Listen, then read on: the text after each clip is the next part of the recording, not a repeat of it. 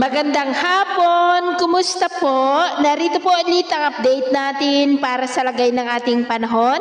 Ngayong hapon po ng October 7, 2024 na kung saan sa ngayon ay patuloy pa rin po na mayroong intertropical convergence zone na nakakaapekto po sa malaking bahagi po ng ating bansa mula Southern Luzon, Visayas at Mindanao. Ito po ay salubungan ng mga hangin na mula po sa Northern at Southern Hemisphere na nagre-resulta ng pagkakabuo ng mga sirkulasyon na nagiging low pressure area hanggang po sa maging bagyo, kaya ang ITZZ ay tinagurian po iyan na breeding ground ng mga bagyo.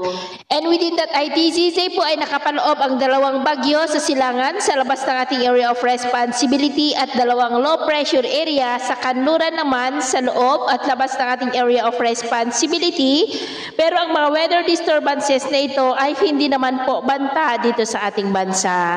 Samantala, ang northeasterly surface wind flow o mahinang daloy ng amihan ay dumadaloy na po dyan sa may extreme northern Luzon at northern part ng northern Luzon, at sa susunod na mga oras ay dadaloy na yan sa malaking bahagi ng northern Luzon. Whole week this week ay magdudulot yan ng mas preskong panahon, lalo na po dito sa norte.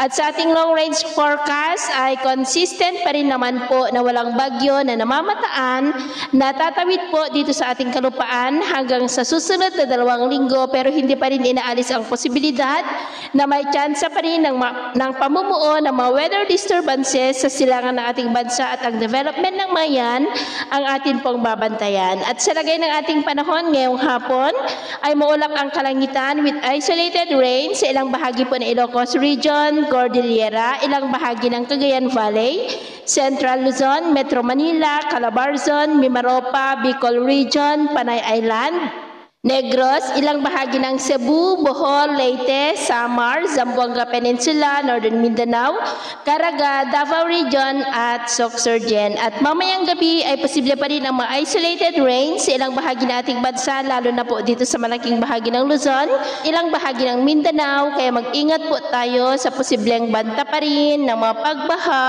at pagguho ng lupa.